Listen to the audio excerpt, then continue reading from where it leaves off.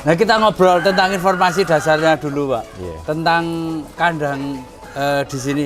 Ini namanya, untuk kita mulai dari namanya itu kemarin kan Wijoyo Farm itu betul. ceritanya seperti apa itu Pak?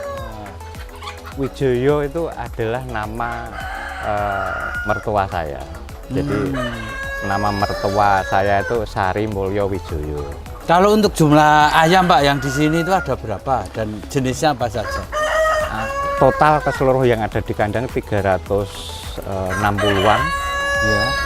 60 itu ayam kampung, 300 itu ayam KUB. Ada sih sedikit hanya ayam sensi dan ayam gaok, tidak banyak jumlahnya.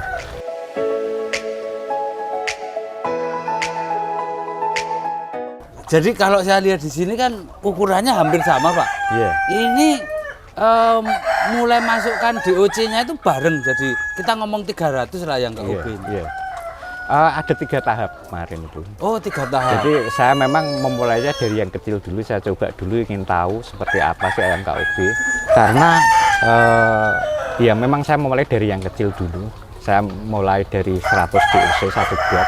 Ya. Saya pengen tahu seperti apa sih, apa benar seperti yang informasi yang saya terima bahwa ayam ini pertumbuhannya cepat, jumlah telurnya banyak, tahan penyakit dan macam-macam keunggulan itu. Saya buktikan dulu 1 box, kemudian saya pelihara dan itu memang terbukti. Jadi waktu saya pelihara 1 periode itu kematiannya bisa dihitung jari, dan itu bukan mati karena penyakit tapi mati karena terjepit kemudian diinjak-injak temennya jadi mati. Jadi bukan karena penyakit. Jadi menurut penelitian Balitnak itu kan ayam ini tahan penyakit, tingkat mortalitasnya hanya 7%, itu maksimal. Dan itu terbukti, saya pelihara seperti itu. Wah ya, ini luar biasa ini Pak. Nah kalau untuk yang KUB ini, yang di sini tadi, ini kan masuknya 3 tahap itu per berapa hari atau per berapa bulan?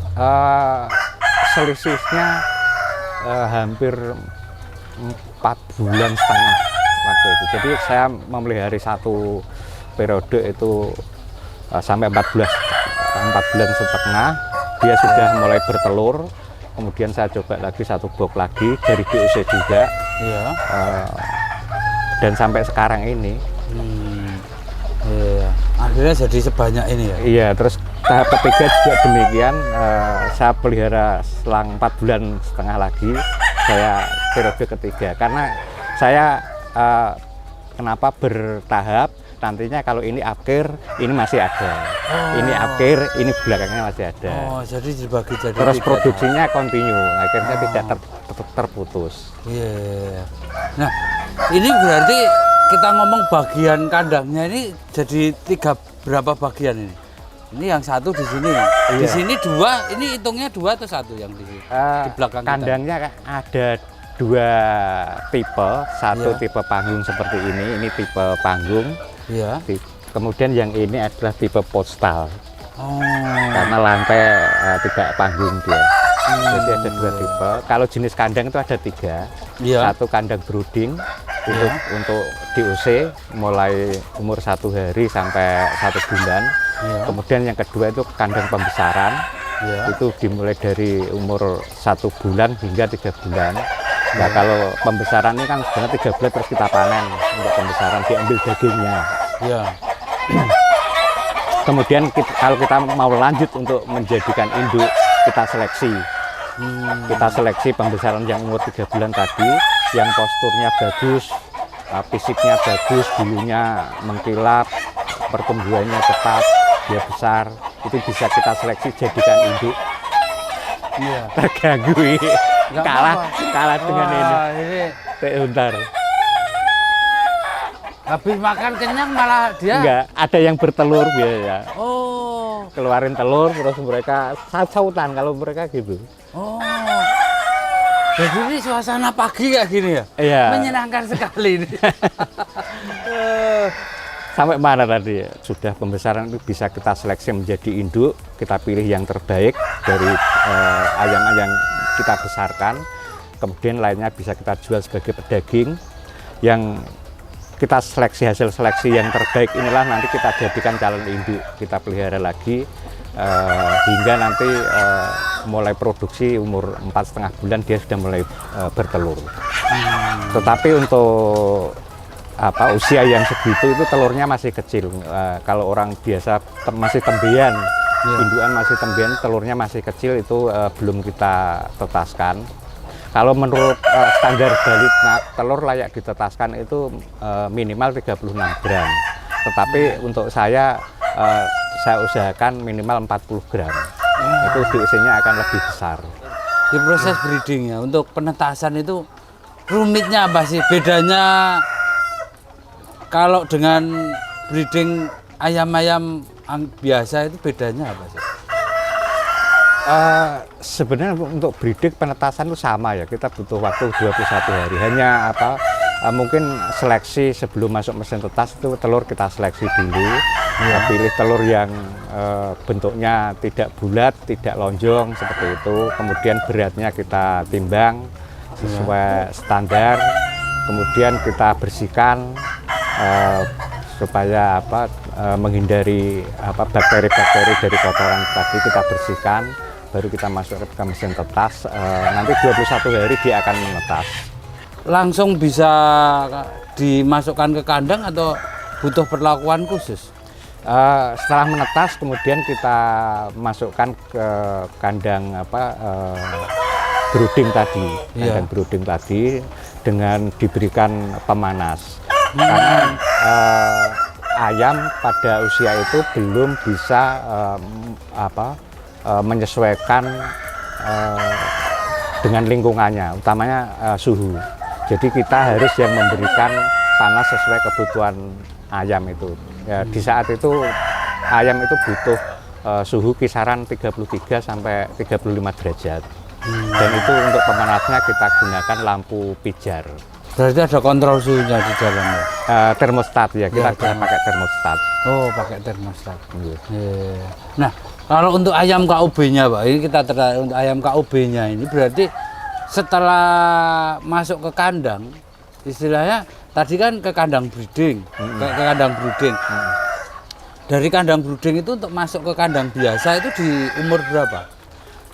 Setelah dari masuk pertama ke kandang brooding itu berapa lama berarti? 1 bulan. Oh, 1 bulan di kandang brooding. Betul. Terus kalau kita lanjut ke pembesaran tadi, kita di kandang pembesaran hingga umur 3 bulan. 3 bulan itu baru kita jual sebagai ayam pedaging. Tetapi kalau kita mau melanjutkan untuk menjadi indukan, dijadikan indukan, nanti kita seleksi yang terbagus dari pembesaran ini tadi. Kemudian kita jadikan indukan, kita pelihara jadi indukan, sisanya kita jual pedaging. Jadi sisa penjualan pedaging sebenarnya bisa melanjutkan untuk membesarkan indukan tadi. Tapi tentunya kan pedaging pun juga hasilnya tentu baik karena DOC-nya juga sudah baik. Iya, betul. Jadi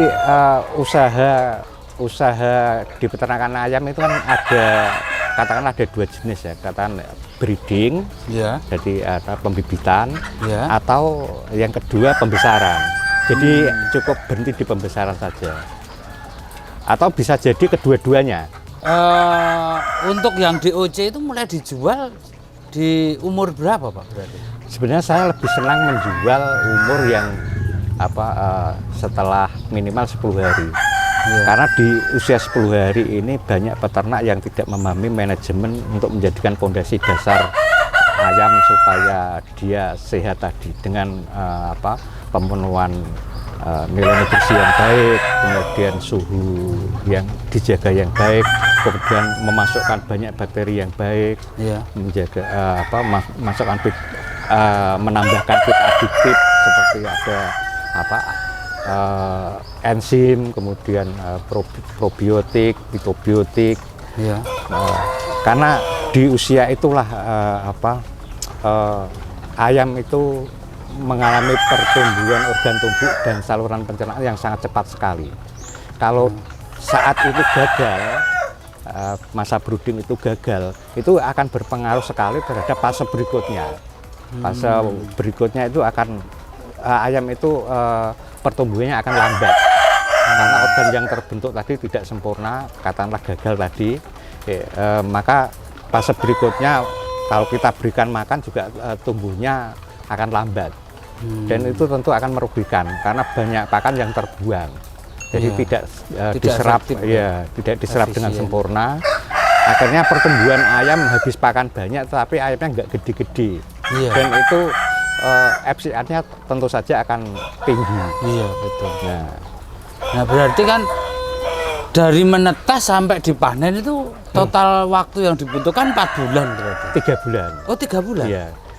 Oh. 1 bulan di breeding, kemudian 2 bulan di pembesaran. 2 bulan di pembesaran. Nah, waktu yang dibutuhkan 3 bulan itu target ayam 1 kilo 1 rata-rata. kilo? Iya. Dengan FCR maksimal 3. Dengan FCR 3 tadi menghabiskan pakan 3 kilo, Iya. nanti akan menghasilkan daging 1 kilo.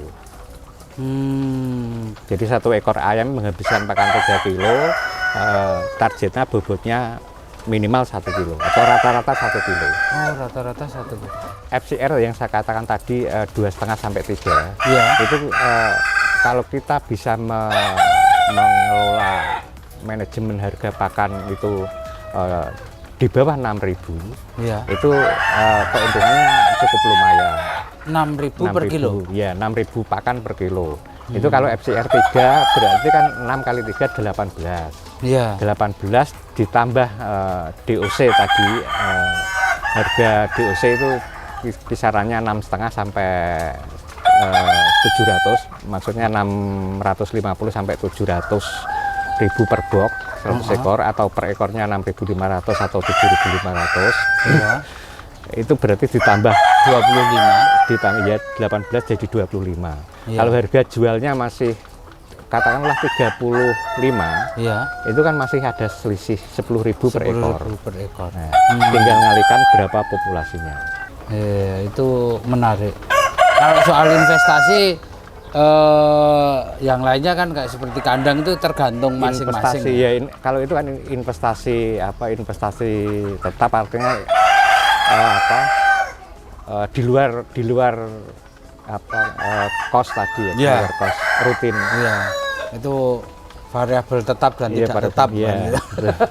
Nggak ada bau, kemudian kandangnya rapi, bersih. Ini dulu mengawali idenya itu kok bisa punya gambaran dikasih pipa-pipa seperti ini, bagaimana ceritanya? Ya, sebelum saya mulai membuat kandang ini memang saya cari referensi dulu. Ya, bagaimana sih membuat kandang yang baik atau manajemen kandang yang baik. Iya. Itu saya cariin referensi dari ikut webinar, kemudian lihat YouTube, lihat ya. Kemudian dari sana saya terapkan ke kandang saya seperti ini. Karena dengan manajemen kandang, terutama tempat minum, tempat pakan yang kita desain seperti ini akan memudahkan kita mengelola kandang kita, memberikan makannya juga tidak butuh waktu banyak. Kemudian kita juga tidak perlu masuk ke kandang ayam. Iya. Kemudian untuk tempat minumnya saya buat nipel otomatis. Iya. Ini juga efisien dalam waktu dan tenaga, karena kalau kita pakai manual galon itu kita akan mesti harus nyuci tiap hari, ngisi tiap hari, dan itu membutuhkan tenaga dan waktu yang tidak sedikit. Nah, dengan model seperti ini efisien waktu dan tenaga. Dulu awalnya memang sudah dengan atap-atap asbes dan rangka galvalum seperti ini, atau awalnya dulu seperti Iya, apa? saya langsung membuat seperti ini. Saya tidak pakai bahan lain karena pertimbangannya, satu, ini untuk jangka waktu lama. Iya. Yang kedua, dengan baja ringan ini sebenarnya lebih murah daripada kayu Kalimantan. Karena kayu Kalimantan sekarang itu harganya cukup lumayan tinggi. Untuk kandang semua ya. Jadi tadi Wijaya Farm itu dimulainya tahun berapa berarti? Belum ada 1 tahun nih Mas untuk mulai di KUB-nya. Ya baru kisaran 1 tahun kurang sedikit lah. 11 Berarti bulanan. sudah panen berapa kali ini, Pak? Panen panen ya sebenarnya mulai 6 bulan kemarin itu kita sudah mulai bisa produksi telur dan ini kemarin sudah kita jual DOC-nya Mas. Oh, DOC-nya sudah kita jual ya. Oh, sekarang produksi DOC. Iya, DOC. Permintaan yang paling besar berarti di DOC, Bro. DOC ya, kita produksi DOC. Kemudian kita juga jual telur tetasnya atau telur pertil. Oh, telur tetas. pertilnya. Karena telur pertil ini bisa kita tetaskan dengan mesin tetas atau kita tetaskan dengan ayam kampung yang lain, kita titipkan di ayam kampung yang sedang mengeram. Jadi bisa dititip ya? Iya. Yeah. Nah, selama ini ketika ngomong pangsa pasarnya Pak, yang DOC sama telur tetasnya selama ini sudah mengirim sampai kemana dan kira-kira per bulan itu keluar berapa sih? Kalau produksi di kitanya itu per hari itu untuk telur tetasnya saat ini baru 50 butir per hari. Kemudian kalau 1 minggu sekitar 350 butir telur tetas. Kalau kita masukkan ke mesin tetas kan kita seleksi dulu. Kira-kira kisarannya baru 2 box sampai 2,5 lah. Box per minggu? Per minggu. Antara 9 sampai 1,2 lah paling. Permintaan pasarnya Mas gitu. Justru kalau yang besar itu serapan pasarnya kurang. Yang serapan pasar terbesar itu kan warung makan dan rumah makan. Iya. Kalau yang besar-besar itu untuk event-event tertentu. Oh iya.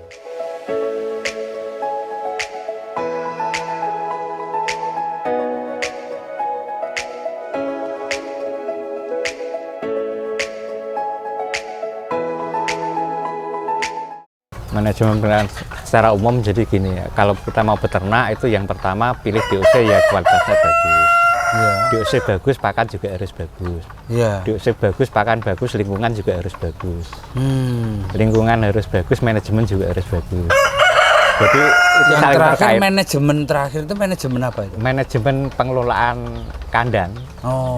Jadi yang pertama misalkan DOC, itu kan intinya kita pelihara kan DOC. Pilih DOC yang bagus. DOC yang bagus bagaimana? Indukannya bagus tentunya. Kalau misalnya kita bicara KUB, galurnya galur murni, belum dicampur-campur. Itu kan akan sifat keunggulannya melekat. Jadi. Kemudian kalau sudah kita silang, itu tentu sifat keunggulannya akan 50% luntur karena ikut hasil silangan tadi. 50% luntur.